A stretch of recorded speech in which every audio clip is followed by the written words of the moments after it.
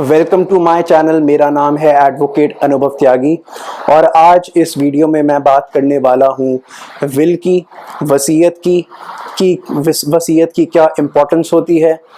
और क्यों हमें अपनी वसीयत बनानी चाहिए और क्या वसीयत को, विल को रजिस्टर करवाना ज़रूरी है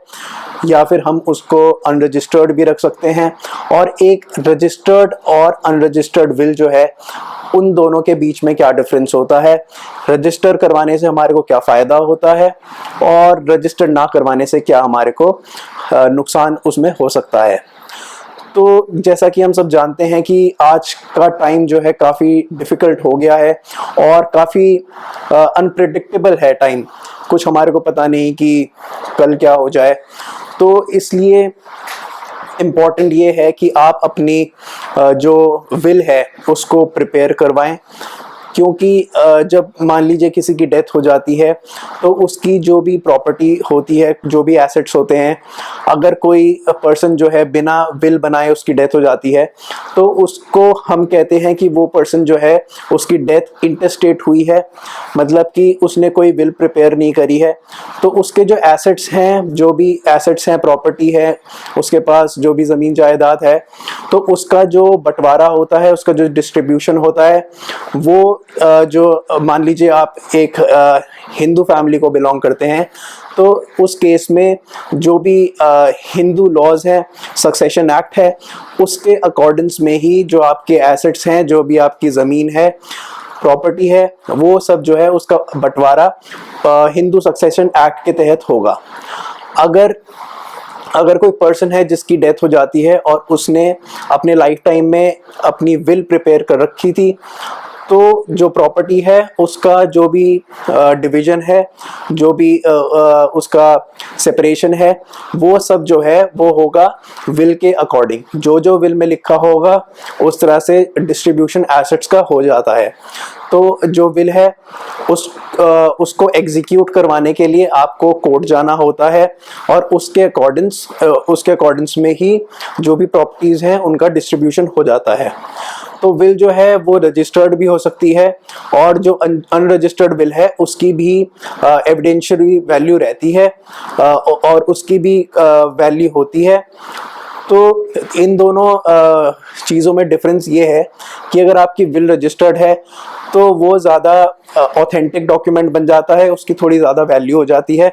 क्योंकि वो सरकारी कागज़ों में जो है रिकॉर्ड्स में उसका रिकॉर्ड रहता है। तो इसलिए जो एक रजिस्टर्ड विल है उसकी थोड़ी ज़्यादा वैल्यू हो जाती है। और फॉर एग्ज़ाम्पल कई बार ऐसा होता है कि प्रॉब्लम फैमिली में जो है थोड़ा डिस्प्यूट हो जाता है, तो उसमें जाकर विल को चैलेंज कर देते हैं कोर्ट में जाकर। तो ऐसा होने पर जो है जो रजिस्टर्ड विल है उसकी थोड़ी ज़्यादा वैल्यू रहती है कंपेयर टू अनरजिस्टर्ड विल। तो इसलिए इम्पोर्टेंट होता है कि आप उसको सजेस्टेड ये है कि आप अपनी जो विल है उसको रजिस्टर्ड करवा लें। तो जो विल है उसका यही फ़ायदा होता है कि इन केस किसी पर्सन की डेथ हो जाती है तो उसके बाद उस पर्सन की डेथ के बाद उसकी प्रॉपर्टी से रिलेटेड उसके फैमिली मेम्बर्स के बीच में कोई डिस्प्यूट ना हो और ये क्लियर हो जाए कि भाई इस पर्सन के पास कौन कौन सी प्रॉपर्टी थी, क्या क्या उसके पास एसेट्स थे।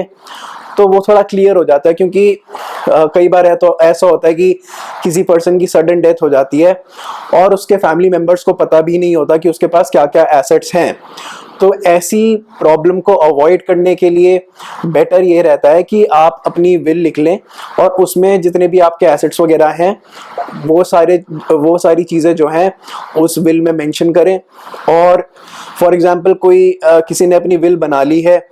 और वो चाहता है, उसने कोई और उसके बाद प्रॉपर्टी खरीद ली है या कोई एसेट्स उसके इंक्रीज हो गए हैं, तो ऐसे में अगर उसने रजिस्टर्ड करवा ली है विल, तो विल में एक कोडिसिल प्रिपेयर हो जाता है, एक डॉक्यूमेंट होता है उसको कहते हैं कोडिसिल। तो वो प्रिपेयर हो जाता है, तो वो जो विल है उसमें ही आपको ऐड हो जाती है जो भी आपकी प्रॉपर्टी आपने परचेज करी है। और अगर मान लीजिए जो विल है वो अनरजिस्टर्ड है, तो अनरजिस्टर्ड विल जो होती है उसके बाद एक और नई विल प्रिपेयर कर सकते हैं, जिसमें कि आपने जो भी नए एसेट्स खरीदे हैं उसमें मेंशन कर सकते हैं। तो यही इम्पोर्टेंस है एक विल प्रिपेयर करने की, जिससे कि आपके फैमिली मेम्बर्स